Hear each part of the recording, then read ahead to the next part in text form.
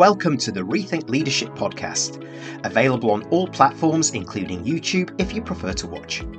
My name is Jeremy Blain, CEO of Performance Works International, Executive Director of the Transformational Leadership Acceleration Institute, and Managing Partner of Diversity Talent. My aim is to bring insights from leaders, experts, and highly talented professionals from around the world. Insights, stories, and advice from the front lines of modern leadership to engage, inspire, and mobilize progress back in the workplace. Every episode is a learning opportunity for us all. The Rethink Leadership podcast also supports charities around the world. Each episode is in aid of a cause chosen by my guests, and to date, I'm proud to say we've supported over 60 global and local great causes. Today, my guest is Matthew Brackett. With more than 30 years of experience in the field of personal, professional, and intercultural leadership development, Matthew is much more than an executive coach.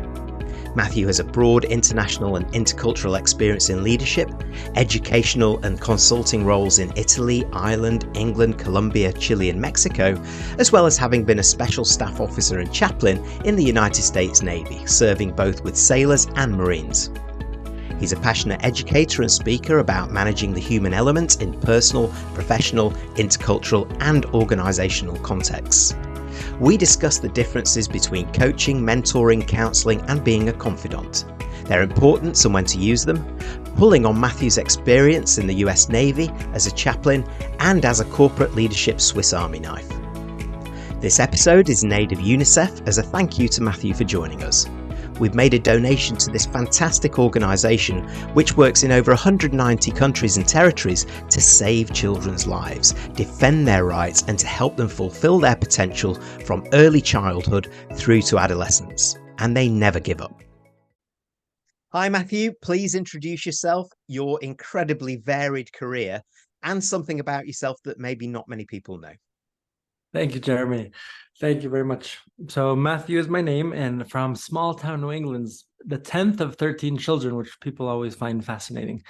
The 10th of 13 children, and 2 of my siblings are adopted. I always jokingly say that my parents, as they were having children, they wanted to outsource to improve the quality. And so they adopted 2 of my siblings. Beautiful family, 27 nephews and nieces. And at an early age, I think I grew up in an environment where generosity was taught to us in many ways, and also through example. And so that led me to want to do something impactful in the world and to really serve. And that led me to joining the seminary. So I was in the world of formal religious ministry, as I call it, for 30 years. There's 10 years of training and education, and then 20 years of active ministry. That was as a Catholic priest. There's obviously so much that we could talk about just right there, right? And very fortunate because that brought me to so many parts of the world to doing different types. So I wouldn't call it, when people think of missionary work, they think of, working with the poorest of the poor and things like that. I would consider myself, yes, always doing missionary work, but it was with all levels of society because we're trying to support people in all levels of society. So that brought me to, I was in 10 years in Italy. And in 3 different periods, and in Rome. I was 5 years in Ireland. I did a little bit of work in England, in your country, and in London. I was in Colombia and in Chile, and now I'm presently living in Mexico City. Also, part of my journey in ministry was also as a chaplain in the United States Navy, where I served sailors and Marines. So there's so much, I suppose there's so many stories there, and we're going to piece some of that out as during our conversation, I imagine. So a few things that people might not know about me, that I'm trilingual, and I do a lot of my work both in English and Spanish. So the other language would be Italian. I worked a lot in Italy. Most of my philosophy and theology and some specialized studies were all done in Italian.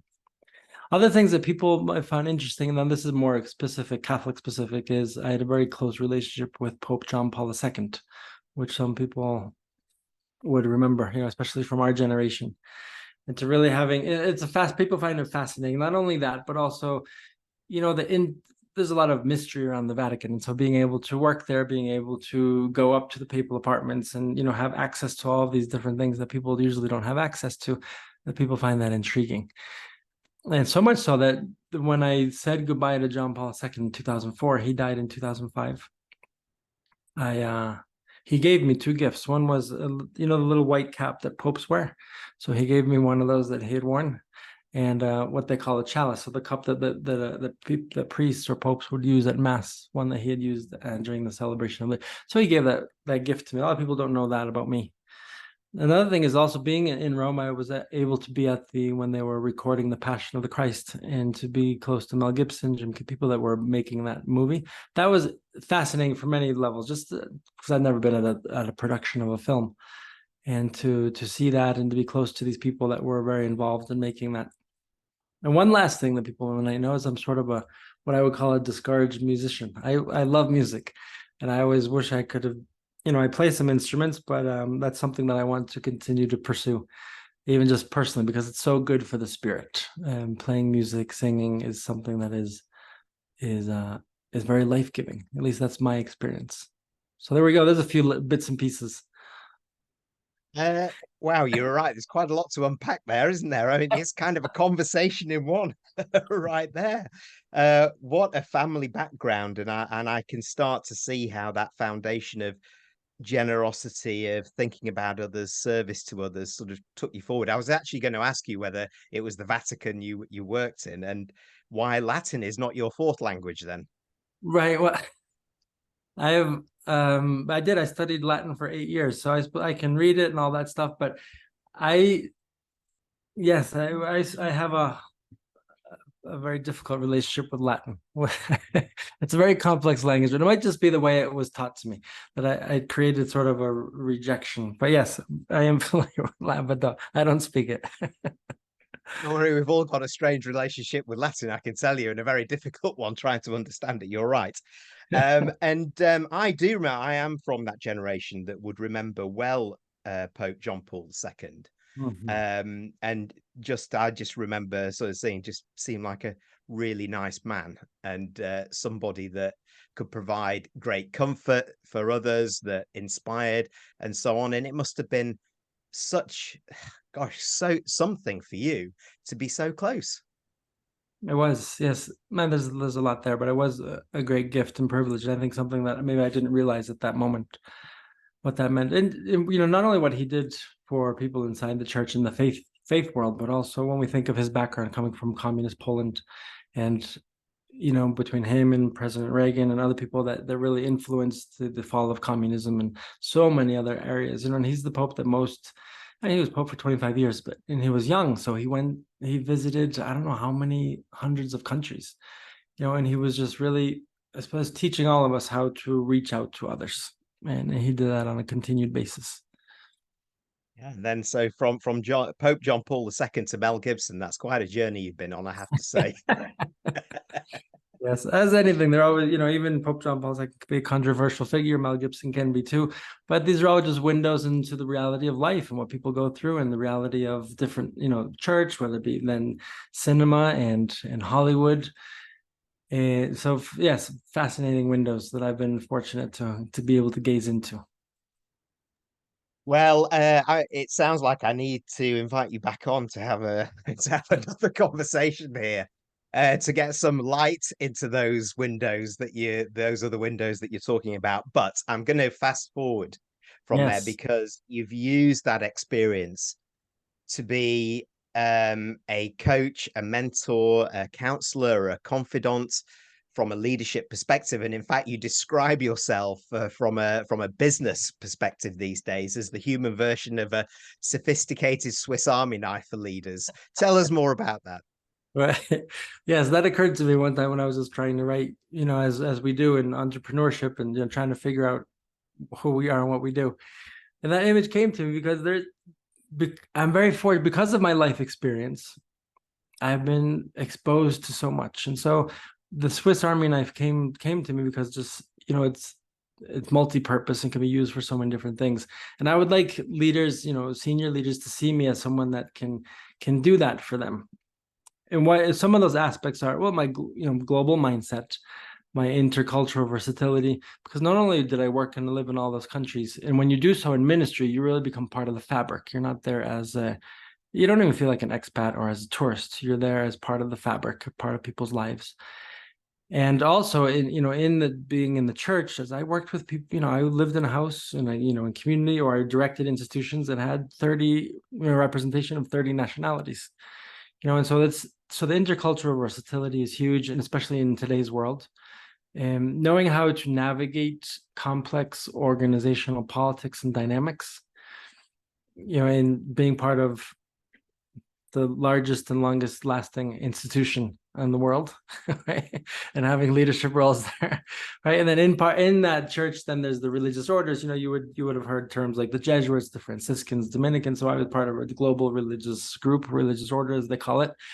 And again, all of these, it's so funny because in the corporate world, people, they have a hard time with my background, they have a hard time grasping it. Like, how could I bring value to the corporate world, right? And so and I've ran into a lot of closed doors because of that, because they have a hard time understanding the value that I can bring. Because when you think about ministry, you think, you were praying all day or you were reading the Bible, and that's about all you know how to do, right? They don't realize that I was part of, then having worked in the Navy, in the Department of Defense, another, massive, complex organization.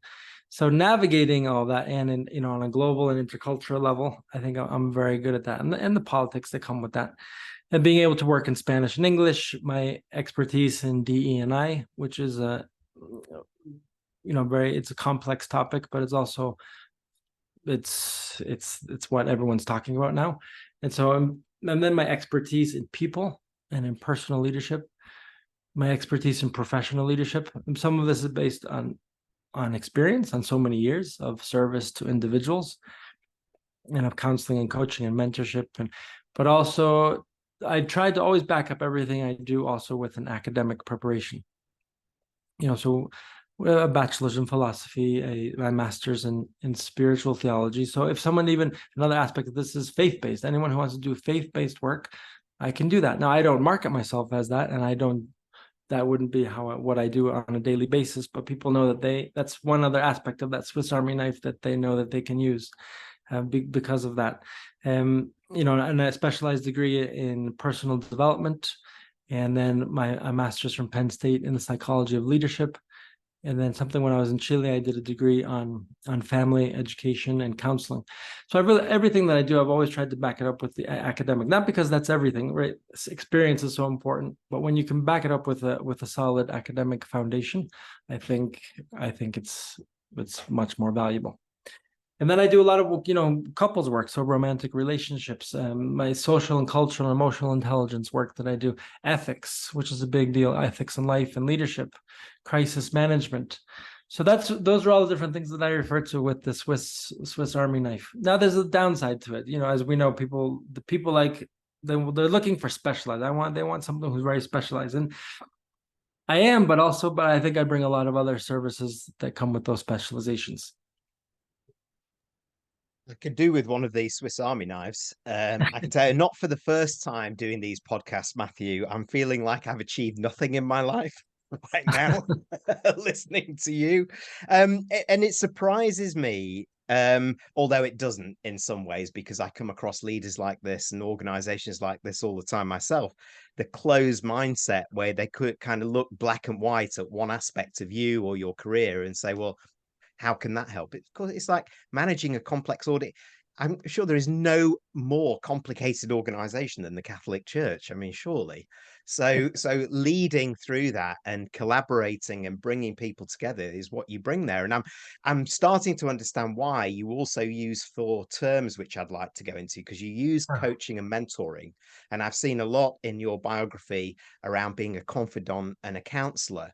And often in business, we struggle with these 4 areas and we tend to ignore some for the others. So maybe you could help us. Could you define those 4 terms for us? Tell us what the difference is and when one or other should be used, if there is indeed a blueprint for that. Of course. Well, this is a whole big topic in and of itself. Coaching, and and also I'm a coach, a professional certified coach with ICF, if people are familiar with that credentialing body.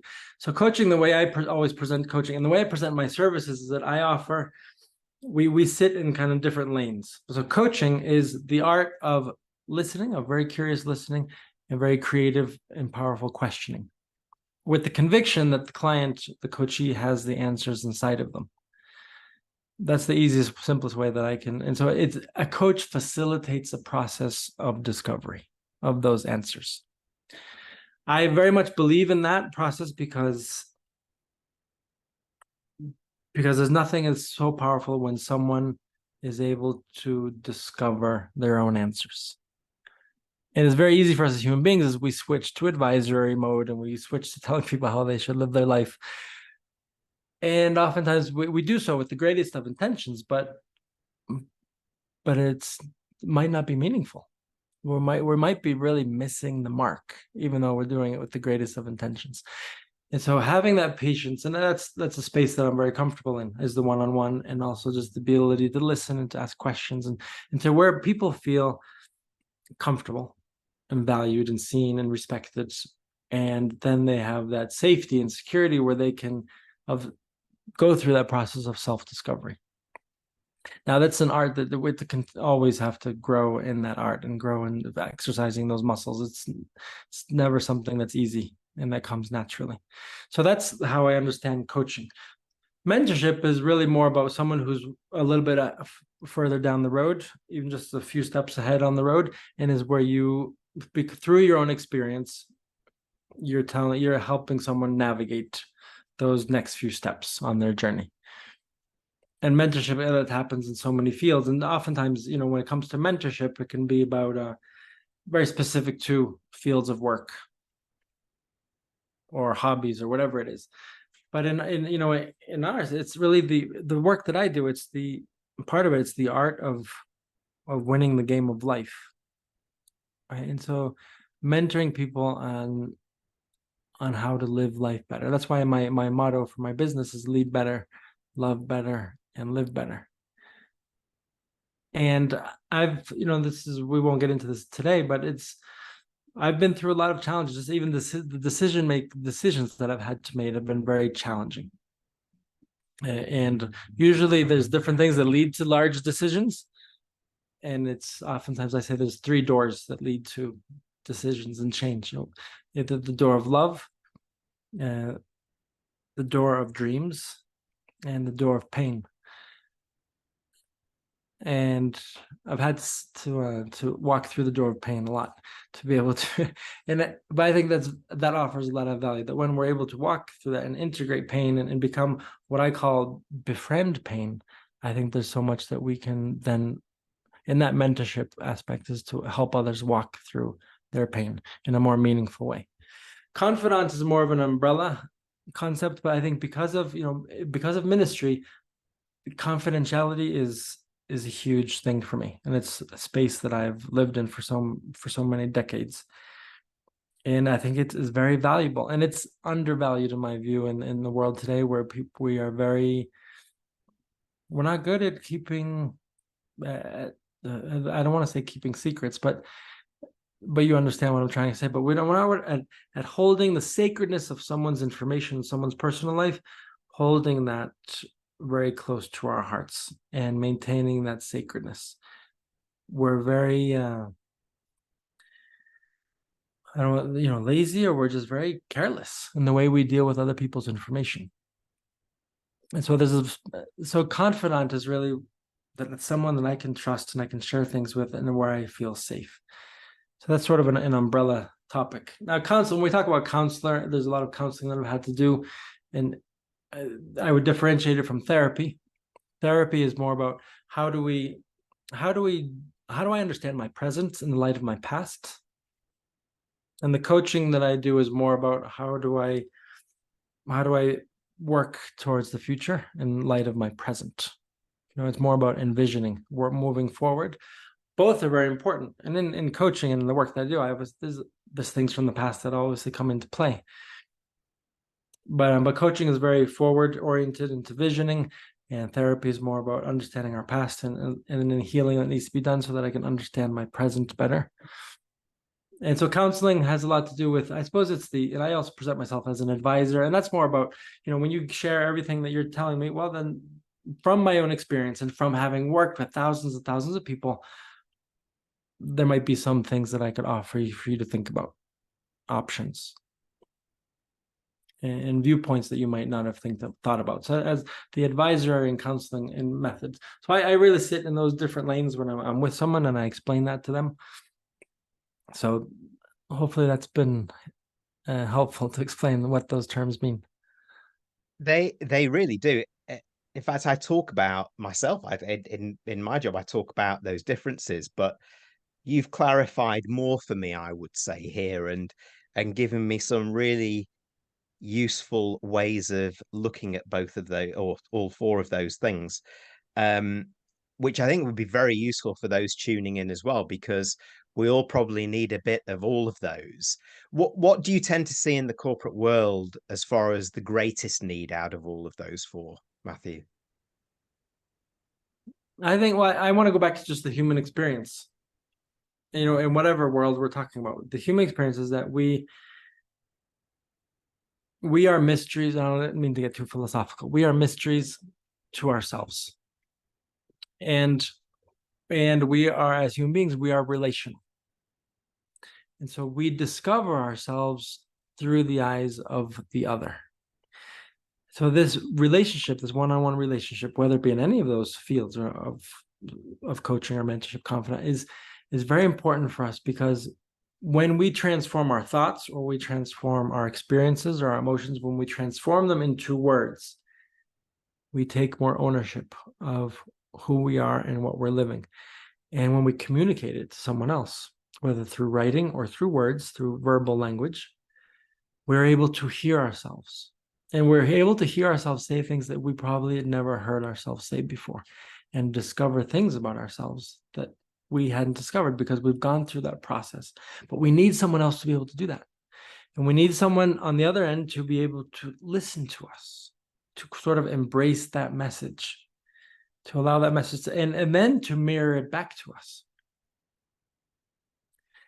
And so that dynamic, that process, I think, is very important for us as human beings. But now there's also part of us as human beings, and I'll be a little bit more gender specific. As men, for example, we don't like to share that much. Vulnerability is a harder thing for us as men, but I don't want to generalize, but I am generalizing. Okay. And so we're much more, I can figure this out on my own. Sometimes we equalize having someone to talk to with weakness. And that's an erroneous equation. It is not weakness. Rather, I think it's how it's growing in strength. The fact is that because of what I said, as human beings, we need this. And so in the corporate world or whatever world, this is of great value. And, in all the daily work that I do with people in senior leadership roles in very large global organizations, it's fascinating because, they have a lot of influence. They manage millions and billions of dollars and tons of people. But this very simple process is always one of discovery and and they find life-giving.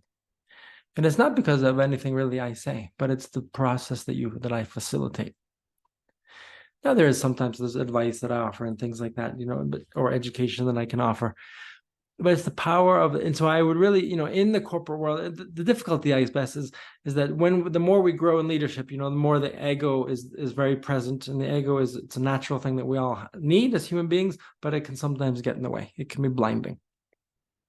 And so we think when we get to certain leadership positions, we're like, well, I no longer need to develop or to grow, or I no longer need anyone else, because if I got to where I'm at, then I must be pretty good, right? And so I would caution anyone, just human beings, and then any human beings in leadership roles, caution really our blindness, our unconscious, and the blindness that we have that we're unaware of, and that can really be our greatest enemy. And it's a very subtle enemy, as we well know. And we've seen many leaders fall from high places, and they fall hard really because of their blindness. Well, great response on that. And I think going much deeper than my question first sort of led to, really. Really helping us understand. And I'd just like to go back to the one point that you say, it's just that it's all about any of those things, any of those four. whether it's coaching, mentoring, counselling, being a confidant, we need somebody else to be there to listen, to trust, to talk to as much as they need it as well. And whatever you're practicing there, I think that's really the essence, that force that drives those together. Um, I would like to one go back, but also pick up another side of your career journey here, Matthew. And I would like to talk to those organizations and leaders that you said were quite closed also at first when they heard your background and thinking, what this Catholic person that has been in the Catholic Church, what can you do for us? And you've been two institutions actually. You've been in the forces, in the Navy as a chaplain, and you've been in a spiritual stroke religious institution, the Catholic Church. And as well as being a consultant in the corporate world, whether that's a coach, a leadership expert, and so on. And because many of those listening here will be from the corporate world, I'm very interested to hear from these experiences of working with these two institutions, which are quite different in itself. What can the corporate world learn from them, and vice versa? Yes. Thank you, Jeremy. So the institutions that I've been part of, and I have to say, I want to preface this with part of my decision to leave formal religious ministry was I think after 30 years, I became very tired and worn out by heavily structured organizations. I think I was very good at navigating them, but there's an aspect of it that sort of wore me out over time. That was something very specific about ministry and the church, and then being, again, inside of that church, then I was part of another organization called a religious order, right? So and then Department of Defense. Now, identity is very big in all of those organizations, and it's really not a job, or it's really considered a vocation and a mission. Right? It's considered a lifestyle, which is it's different than the corporate world. Although some corporate people might. Identity is a huge thing. We won't get into that now, but it's huge for us as human beings. But there's sometimes an easier divide between my professional life and my personal life in corporate. In church and in military, it's, the uniform and identity is huge, and mission is very important. Okay, and so the lifestyle is really, I think, much more consuming and encompassing in those areas. So I'm speaking about it as somewhat of a difference.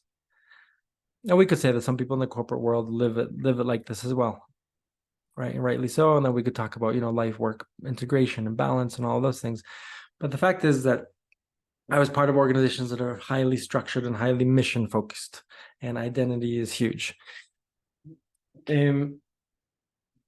What I've seen across the board in these highly structured organizations, but also in my work with corporate, is that leadership can naturally become very disconnected from reality. I think it naturally happens because the farther you are away from sort of on the ground, well, it's naturally you're going to become much more disconnected. But I see that that's just part of the human experience of leadership. But it's something that we have to be very careful with, because being disconnected from reality, then you're making decisions that don't positively affect reality. Right? And can be we can be missing the mark in the way you're making decisions and strategic decision making. So that's one thing that I've noticed. Another thing that I also noticed in leadership in all these areas is to remember to keep the end goal in mind. Now, that's a very basic principle, but it's something that we can, in a world where it's so fast paced and there's a lot of noise, and there's also a lot of politics that everyone, and we have to do with this, we have to, everything that's politically correct and in style in the corporate world or in other organizational world, we got to do this, and so we can really lose sight of the mission. And this is something that I want, in the military, there's so much wisdom there. They just very mission focused. Now it's a very specific, but I think there's a lot that we can learn from that. And they stay on that. This is who we are. This is what we do, and we can't let anything else distract us. Because then, if we let other things get in the way, then we're not going to fulfill our mission. And I think that's something that could be very valuable for in the corporate world, because people lose sight of, why do we exist as a company? What do we do? And really, what are our values and principles? A lot of times, and I don't want to go on a tangent here, but we have the values and the mission and the statement and all this that's, it looks very nice on the wall and it looks very nice on the website. But the disconnect between what that says and how we behave and how we live in an organization can sometimes be that distance, that gap can be quite large. And that is confusing for people. And it can create a lot of conflict because we say we stand for this, but we're all living and behaving in a very different way. So, and then the one other thing I want to say is sometimes we want to make mission and execution fit a structure rather than structure serving our mission and our efficient execution. So it's really about versatility, and these very heavy organizations, heavily hierarchical organizations, can really get stuck in this. And even some corporate companies that I work with that are massive, I see this on a regular basis as well. And so anyways, I think that point is where we make our mission and execution has to fit a structure rather than creating a structure that fits mission and efficient execution.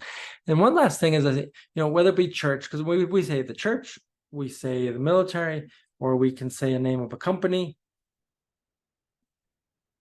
but there's no person. It's an entity. It's an impersonal entity. Right. And I would always, Marines complaining about the Marine Corps, people in church complaining about the church, but who is it? And so that's the danger in these massive organizations, is that no one, in the end, since everyone's just sort of passing through, no one takes complete ownership for what's going on and for the change that can be made. And then, because then you don't even know who to point the finger to. Well, the military, the Navy, the Marine Corps, the church, but who are the people, right? Or if we say put a name of the company in there, this, whatever. But the people in leadership, they are people that can make change, that can make that organization better. And oftentimes they might not do everything they can to make that change because, well, I are in this position and then I'll promote or then I'll retire. That's, and I think we can definitely, I think we can lead better. I'll leave it at that. Yeah, it resonates actually. I had another guest a couple of seasons ago, James Cross, who is an ex-commander of the British Army, and he talked about the importance of mission command and the chain of decision making that happens from there. Almost kind of going into that, it's like actually as long as we are all on board with the mission, we understand the mission and the parameters of the mission, it can be very empowering for those underneath the commanders to then go and execute in a way that is behind the mission parameters, but what you see on the ground, not what we might be removed from over there. So that fits beautifully with what you said there. It said we can, in the corporate world, sometimes it's over structured and over processed, and it can get in the way of implementation, which fails over 60% of the times, strategy execution in organizations. And I'm sure that's a big part of it.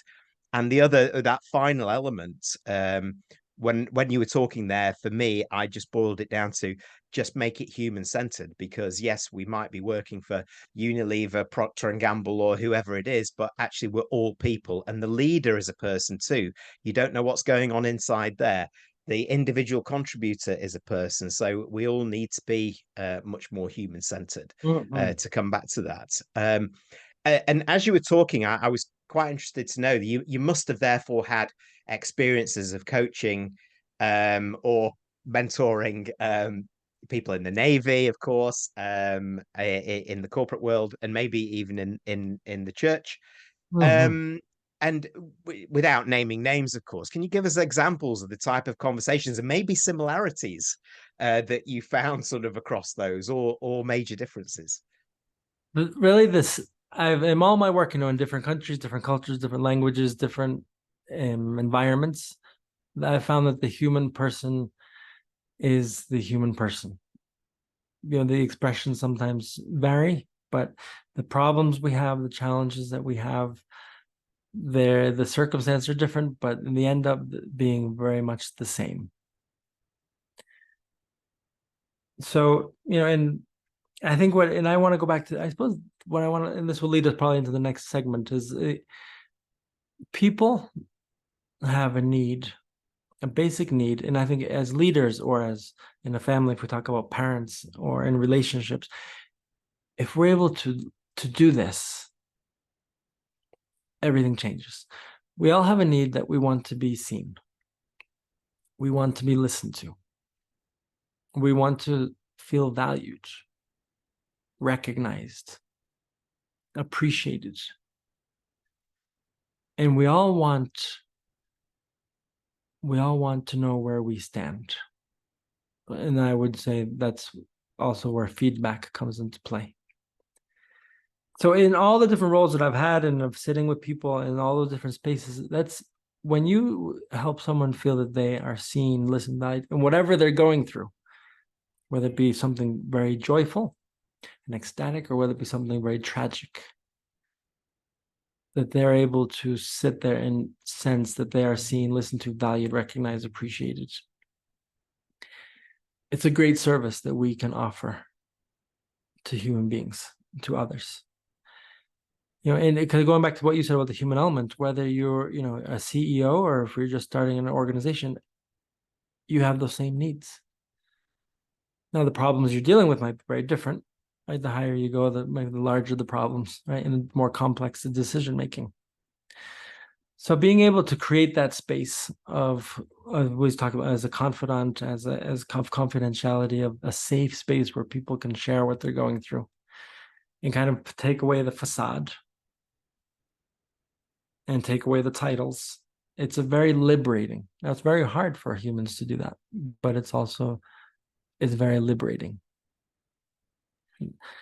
So that's a very broad answer, but it can be helpful.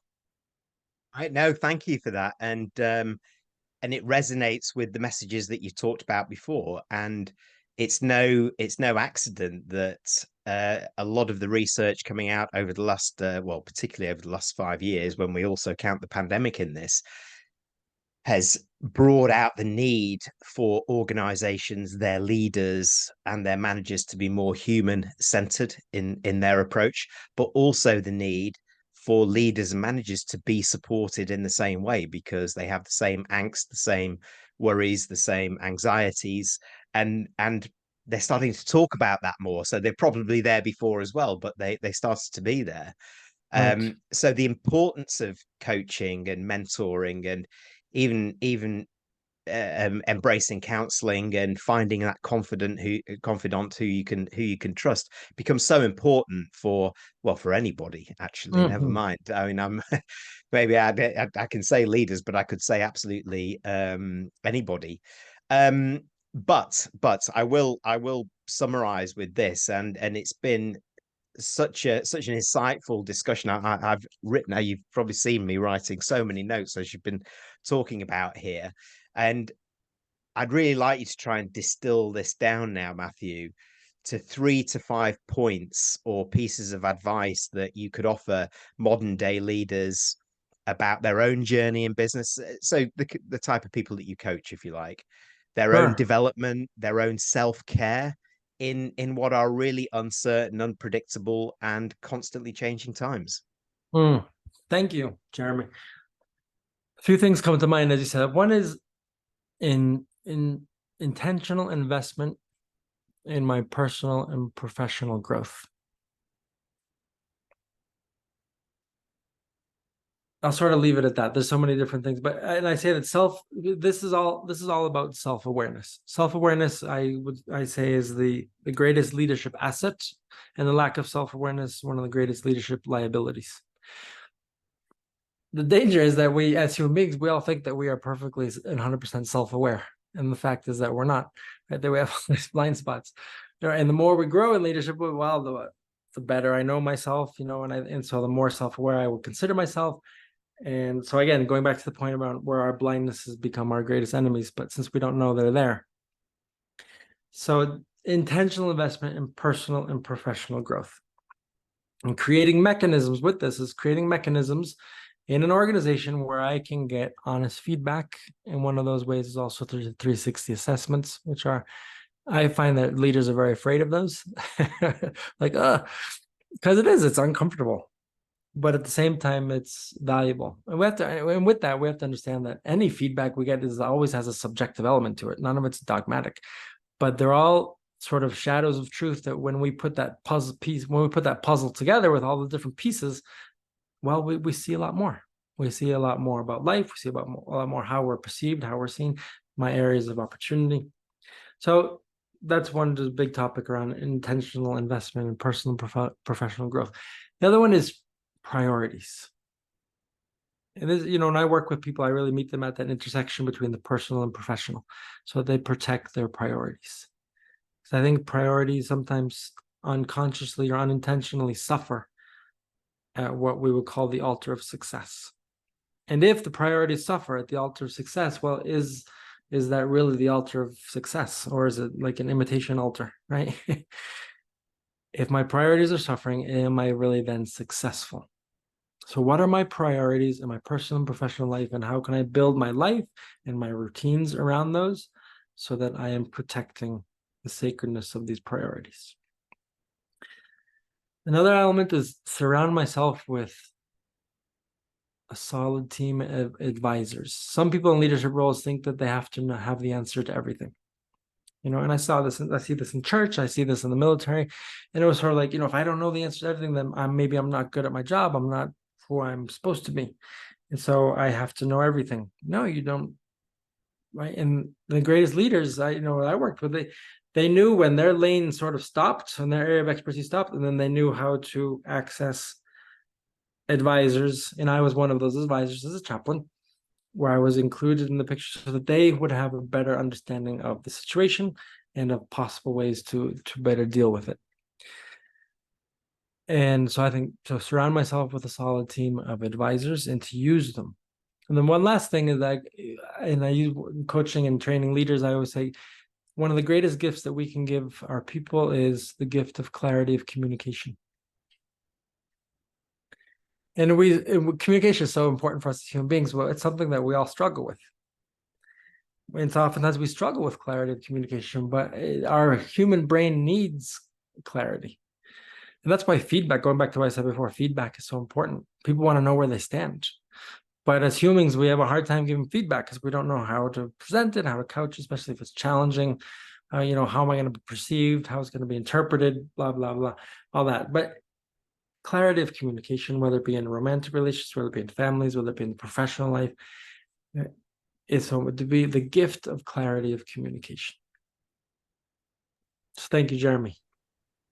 Great, Matthew. The great points there, and one that certainly resonated with me when you talked about it as well was that surrounding yourself with a solid team of advisors, not necessarily the people that you like to be with or your friends or whatever, but actually advisors who can be honest with you. And that also goes for members of your board, I suppose, because I'm a non-exec director and I do sit on a couple of boards, and Right. I am increasingly worried sometimes at the where my fellow advisors have come from. They have been fantastic in business in the 20th century, and they can bring certain elements of that into the advisory capacity, but they don't have the experience of where we are in 2023 or 2025, if you like, and looking ahead to 2030. So those advisors really need to understand the context of what leaders or what you are dealing with in your life, in business, wherever, as much as being able to be open and trusting, of course, for you as a leader to share with. Would you agree with that, Matthew? I would, yeah, and board of advisors, that's a whole nother topic, but there's so much there. There is. I would. There is. It's so Well, important. look, Go ahead, Matthew. Go ahead. Yes, I know we're going over time, but so important because boards of advisors they have so much power in organizations, whether it be nonprofits or for profits, and oftentimes they're also disconnected, or they're not up to date on things, or they're there for other reasons, because it's an honor to be on a board, right? Or there might be other interests, and they can make such a difference. But in my view, sometimes they don't make that huge difference that they can make, because maybe they hold back, or they want to say, they're maybe saying things that want to be heard and not things that need to be heard. I think there's so much there, but the functionality of boards, I think it's a huge topic that often isn't talked about. But thank you. You're right. We'll park that for another chat then, and the Catholic Church one as well, because that sounds like an interesting one too. Look, thanks very much for joining me. There's such value that has come out of this, and I'm absolutely sure that many of those tuning in will want to find out more and get in touch. How do they do that, Matthew? They can find me on my website, bracketalliance.com, and also on all the platforms, LinkedIn at Matthew Brackett, Instagram Matthew Brackett, Facebook as well, Matthew Brackett. So yes, that's where they can find me. And of course, welcome to either for coaching clients or also speaking engagements, however I can bring value to people into the organizations. Thank you very much indeed. And I think going right back to the beginning, when we discovered you did have a fourth language actually in Latin, I think I've been scraping the old Latin out of my head, and I believe all I need to say to you now is vale, Well, there Matthew, we go. and thank you. Yes. Thank you very much, Jeremy. Bye-bye. Thanks for tuning in to the Rethink Leadership podcast with me, Jeremy Blain. Please like, comment, and support us on your favourite platform, and subscribe to our YouTube channel, where you can watch as well as listen to each episode.